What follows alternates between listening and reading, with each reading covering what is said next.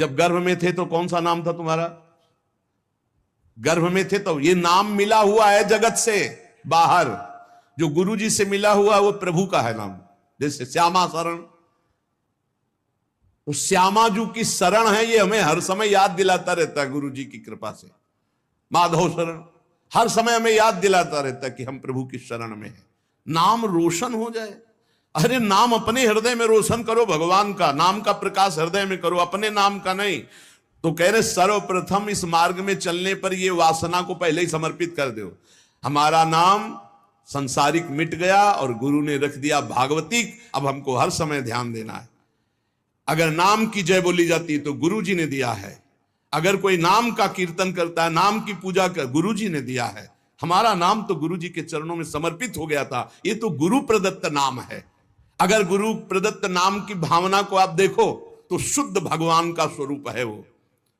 हरि प्रिया शरण, हरि और प्रिया की हम शरण में हैं। कहां अहंकार की जगह रह गई है। बोले जय हो हरि प्रिया की, तो हरि प्रिया की जय बोलिए। जय हो हरि प्रिया शरण की, तो जय तो उसी की होगी जो हरि प्रिया की शरण में है। कहीं भी मलिनता और अहंकार का नाम, इसीलिए गुरु प्रदत्त नाम होता है। उपासना के रंग में डूबने के लिए गुरु जी नाम देते हैं। उपासक अपने नाम का पहले समर्पण कर दे, अपने नाम रोशन की बात न रहे और अपने शरीर को समर्पित कर दे। जैसे भगवान, बहुत आनंद। ये भोगी पुरुष क्या जाने वैराग्य में क्या आनंद है। वैराग्य का आनंद तो कोई वैरागी जानता है, भोगी पुरुष नहीं जानता। वो तो उठा ही नहीं है अभी, तो कैसे जाने। उसी नरक जनित क्लेशों में फंसा हुआ है। ये नरक जनित क्लेश हैं, तुम इन्हें सब सुख समझते हो। अरे सुख जब मिलेगा तो तुम भी उधर से ऐसे घृणित भाव में आ जाओगे जैसे वमन को कोई दोबारा खाना नहीं चाहेगा। रमा बिलास राम अनुरागी, तजत बमन जिम जन बड़भागी। बड़भागी जनों को जो भगवान के भजन में मस्त हुए उनको दिखाई दिया ये सारे भोग वमन के समान, विष के समान विष्ठावत मलवत त्याग कर दिया। बड़े बड़े वैभव भोगों को, क्योंकि स्वाप्निक है, न थे न आए न रहेंगे, ये भास रहे हैं बीच में। आगे जो सिर्फ भगवान का स्वयं दास है और किसी का दास नहीं बनता, और जो न किसी को अपना दास बनाता है, वो इस मार्ग में बहुत जल्दी परिपक्व हो जाता है। इसका रहस्य, हम सिर्फ भगवान के दास हैं। किसी व्यक्ति, वस्तु, भोग, विलासिता, पद, प्रतिष्ठा, इन सब के दास नहीं, सिर्फ भगवत दास। इसीलिए गुरु जी ने नाम दिया, अपनी ठसक रखना चाहिए। हम किसी को दास बना नहीं सकते, क्योंकि दास को फिर दास बनाने का अधिकार नहीं रहता। वो खुद दास है। सेवक सुख चाह, मान भिखारी, व्यसनी धन, शुभ गति बेविचारी। हम सेवक हैं, सबसे सेवक धर्म कठोरा। हम प्रियालाल के सेवक हैं। तो फिर और जो अनुगामी हैं वो सब श्री जी की सेवा में है, श्री जी की सहचर्या हैं। हम इनके दास हैं। जो हमारे को प्रेरणा होगी इनको बोलेंगे ऐसे श्री जी की सेवा करो। हमारे दास नहीं, हम तो दास प्रिया प्रीतम के। ना किसी को दास बनाता है, ना किसी का दास बनता है, सिर्फ अपने आराध्य देव की दासता में मगन रहता है। वह बहुत जल्दी सिद्ध भगवत दास हो जाता है। भगवान का दास किसी अन्य को अपना दास मान ही नहीं सकता। ये प्रभु के जन हैं, हमारा कोई संबंध नहीं। हमारा प्रभु से संबंध है। एकमात्र मेरे तो गिरधर गोपाल, दूसरों न कोई। साधन वो है जो जगत प्रपंच से हटाकर भगवान में लगा दे, और असाधन वो है जो भगवान से हटा के जगत प्रपंच में लगा दे। बड़ा सूक्ष्म रूप से साधना की परिभाषा आप समझ लीजिए। ये करना है, वो करना है, चंदा दीजिए, ये दीजिए, वो प्रपंच, वो प्रपंच, भगवान का भजन छूटा। भजन से बढ़कर कोई धर्म कार्य बड़ा नहीं है। भजन से बढ़कर कोई पवित्र तीर्थ नहीं है। भजन से बढ़कर कोई अनुष्ठान नहीं है। हर समय मधुर मधुर भगवान नाम चल रहा, तुम्हें कोई धर्मानुष्ठान की अलग से जरूरत नहीं। करो तो बढ़िया है, लेकिन जरूरत नहीं है। किसी के सहयोग की मांगने की जरूरत नहीं है। राधा राधा राधा, इसमें हमें किसी सहयोग की, और इससे बढ़कर कोई यज्ञ नहीं, कोई धर्म नहीं, कोई तप नहीं, कोई ज्ञान नहीं, कोई दान नहीं। कई बार सुन चुके। साधना जगत प्रपंच से हटाकर जो भगवान में लगावे, असाधना भगवान से हटा के जो जगत प्रपंच में लगावे। मन में जहां जगत के प्रति थोड़ी भी सत्यत्व बुद्धि है, वहां भगवान का प्रकट होना संभव है। भी मन जहां जगत में सत्यत्व भाव से लगा है, तो असत में सत्य की भावना कर ली, असत में, तो सत्य में सत्य की भावना कहां रह पाएगी। ब्रह्म सत्यम जगन मिथ्या, इसमें सत्य है तो केवल भगवान सत्य हैं, नहीं तो ये सब नाम रूप जितने आप देख रहे हैं, ये पहले नहीं था, बाद में नहीं रहेगा, बीच में भास रहा है। मान लो तो मान लो, नहीं तो आखिरी में समझ में आ जाएगा। मन पछतई है अवसर बीते, सुत बनितादि जान स्वार्थ रत ना करुणे सभीते, अंत ही तो ही तजेंगे पामर तू न तजय अबहीते, मन पछतई है अवसर बीते। भक्त का जीवन जीने का उद्देश्य भगवान का भजन, भगवान की प्राप्ति। संसारिक पुरुष का जीवन जीने का उद्देश्य भोगों का संग्रह, खूब भोगना और मर जाना। देख लो तुम कौन हो, भक्त हो या संसारी हो। भगवान के समर्पित जीवन होने पर मन, बुद्धि, इंद्रियां, शरीर, त्रिविध भाव, त्रिविध गुण, सारे द्वंद्व सब के सब शांत हो जाते हैं। मन शांत, बुद्धि शांत, इंद्रियां शांत, शरीर शांत, अद्भुत आनंद। मान लो नहीं, बुद्धि खराब हो जाएगी, भजन नहीं करोगे तो बुद्धि खराब हो जाएगी। भेजा गया है भजन के लिए, भजन नहीं करोगे तो बुद्धि भ्रष्ट हो जाएगी। बहुत दुर्गति, बहुत दुर्गति। भगवान को समर्पित जीवन, निरंतर भजन में जीवन, मन शांत, बुद्धि शांत, इंद्रियां शांत, शरीर पवित्र, त्रिविध भाव, त्रिविध गुण, सारे द्वंद्व शांत। भगवान शांताकारम, शांत स्वरूप है। भक्त भगवान का शांत स्वरूप। भजन यही है, फाड़ डरी है आंत। गृहस्थी के अन्न के बड़े बड़े दांत, भजन न करोगे तो फाड़ डालेंगे आंत। बहुत होश में, खिलवाड़ न समझो भगवत मार्ग। भगवान अपने भजन करने वालों को समस्त द्वंद्वों से मुक्त कर देते हैं। साधक देखता है केवल केवल निर्मल संबंध भगवान से। जितने जितने हृदय में हमारा भगवान का महत्व भरता जाएगा, उतने उतने विषय वासना संसार का महत्व खत्म होता जाएगा। भजन करो, भजन, खूब नाम जप, अपने हृदय को भजन से भरो। राधा राधा राधा राधा राधा राधा राधा राधा।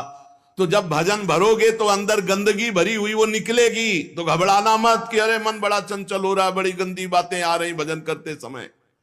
वो सब गंदगी निकल रही, भजन भर रहा है, आप ठोस होते जा रहे हो, घनीभूत भक्ति आपकी होती चली जा रही है।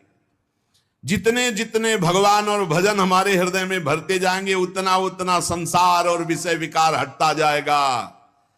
अतएव निरंतर भगवान को जीवन में ऐसा भरो कि अब दूसरे के लिए जगह न रह जाए। भरी सराय रहीम लख आप पथिक फिर जाए। जब हृदय रूपी जो धर्मशाला था उसमें भगवान आकर बैठ गए तो अब काम क्रोध लोभ आने की गुंजाइश ही नहीं रह गई। भक्त चाह करता है पर भगवान के मिलन की। भक्त का दैन्य स्वरूप होता है केवल भगवान से। ये धनी मानी नाना प्रकार की भोग सामग्रियों के सामने नहीं दैन्य। भूत भविष्य लोक 14 में भय होए हरि प्यारे, 300 व्यवहार हमारो अभिमानिनते न्यारे। जो भोगाशक्त, धनाभिमानी, पदाभिमानी, इनसे हमारा कोई संबंध नहीं। अभिमानिनते न्यारे। जहां दैन्य है वहां भगवान है, जहां भगवान है हमारा वही दैन्य है, अभिमान में नहीं। ये 3 चीजें उपासक में बहुत जोर की होती हैं। चाह केवल भगवान की, दैन्यता केवल भगवान और भगवान के भक्तों से, और भरोसा सिर्फ भगवान का। 3 बातें ये जहां होती है वहां भगवत प्रेम और भगवान अपने आप प्रकाशित हो जाते हैं। मन जगत के भोगों में रहे और सोचो कि तुम भगवान का भजन और भगवान का दर्शन और कोई ऐसी कृपा हो जाए, नहीं। तुम चिंतन करो भोगों का, तुम करो पापाचरण, और कोई संत महात्मा तुम्हें आशीर्वाद दे दे कि सुखी भाव, जाओ आशीर्वाद सदैव सुखी रहोगे। तो जैसे तुम साधना वाले हो वैसे वो आशीर्वाद भी है, पक्का समझो। सत्य जीवन तुम्हारा तो सच्चिदानंद के लिए आशीर्वाद नहीं मांगना है, अपने आप आ जाएगा। वो सर्वज्ञ है, वो सब जा पर कृपा राम की होई, ता पर कृपा करे सब कोई। राम की कृपा, राम की आज्ञा का पालन करना, और रात दिन भजन में लगे हो, संत की दृष्टि पड़ी, हो गया काम। वो आंतरिक दृष्टि होती है, उसमें हाथ पैर नहीं से ऐसे करने से अगर होना तो हुआ, किसी का मन बदला, ऐसे तेज थोड़ी साधु का आता है। रात दिन भजन कर रहे हो, उनकी आज्ञा पे चल रहे हो, अब वो श्री जी के चिंतन में हो, तुम्हारा चिंतन आ गया, अब गया है। ये ना कोई कैमरा पकड़ पाएगा, ना तुम्हारी दृष्टि पकड़ पाएगी, तुम्हारा हृदय पकड़ पाएगा कि ऐसा कैसे हो गया, कहां में विषयी जीव और कहां ये ऐसा भागवतिक जीवन। ये तो गुरु प्रताप हुआ, ये तो संत प्रताप हुआ। भगवान जगत के भोगों में रत रहने वाली बुद्धि में, मन में नहीं आते। मय्येव मन आधत्स्व मयि बुद्धिम निवेशय, तो निवशिष्य मय्येव अतुर्धम न संशया। मन बुद्धि भगवान में लगाना। मैं और मेरे को लेकर जगत में बंधन है, अतएव इस मैं और मेरे को भगवान में जोड़ दो। मैं भगवान का दास, भगवान मेरे। बड़ा आनंद का विषय है ये, बिल्कुल अमृतमय शब्द है। अगर भाई सत्संग के पकड़ लियो तो एकदम शुद्ध मार्ग है जो सीधे भगवान से मिलाता है। भगवान का प्रेमी भक्त भगवान से एक क्षण भी पृथक नहीं रह सकता, वो भगवान के सुमिरन में मगन रहता है। अगर भगवान कह दे कि भजन छोड़ दो, हम दर्शन देने आ रहे हैं, तो वो कह देगा कि हमें जरूरत नहीं आपके दर्शन की, हम भजन नहीं छोड़ सकते। ऐसा भजन से प्रेम होना चाहिए। जब कोई अशुभ भोगों का संपर्क मन और इंद्रियों से करता है तो भगवान फीके लगने लगते हैं, भोग अच्छे लगने लगते हैं।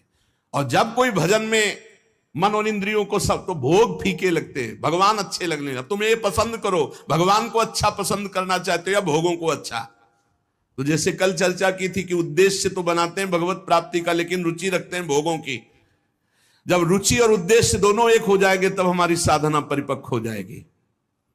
चित्त का प्रवाह जहां जाता है वही आराधना मानी जाती है। माला चल रहा है भगवान के लिए और चित्त जा रहा है भोगों के लिए, तो जहां चित्त है उसी की आराधना। तो तुम किसकी आराधना करते हो? भोगों की। चित्त का प्रवाह जहां जा रहा है वही आराधना मानी जाती है, जहां मन जा रहा है वही आराधना मानी जाती है। भगवान की ओर चित्त का प्रवाह तो भगवान की भक्ति, और विषय की ओर चित्त का प्रवाह तो विषय की भक्ति, विषयानंद की प्राप्ति। तो काय काऊं हरि भगत बिन, ये पूरा संसार भक्ति कर रहा है। कोई हरि की भक्ति कर रहा है, कोई हरि जो विषय बले हुए विषयानंद की भक्ति कर रहा है। विषयानंद का परिणाम है दुर्गति और हरि की भक्ति का परिणाम है सदगति। भगवान को प्राप्त करने की साधना में चित्त को भगवदमय बना देना पड़ता है। केवल भगवान का चिंतन, मुरारी पादार्पित चित्त वृत्ति। कैसी मस्त स्थिति है गोपी जनों की, चित्त की। दही बेचने जा रहे हैं, इतना गाढ़ चिंतन प्रभु का है कि स्मृति में तो ये बात है कि मैं दही बेचने जा रही हूं, लेकिन स्मृति गोविंदाकार है, भगवदाकार है। तो कह ले कोई गोविंद ले ले, कोई दामोदर ले ले, कोई माधव ले ले, तो ब्रजवासी जलेगा बलिहार है। देखो कैसी बावरी हो रही। गोविंद के प्रेम में कहना चाहती कोई दही ले ले, दही तो निकलता कोई गोविंद ले ले, तो कोई दामोदर ले ले, कोई माधव। विक्रेतु कामा अखिल गोप कन्या मुरारी पादार्पित चित्त वृत्ति दध्यादिकम मोहवशाद वोचद गोविंद दामोदर माधवेति। साधना में चित्त को ऐसा बना दिया जाए कि चित्त चोर प्रभु के सिवा चित्त में कुछ रह न जाए।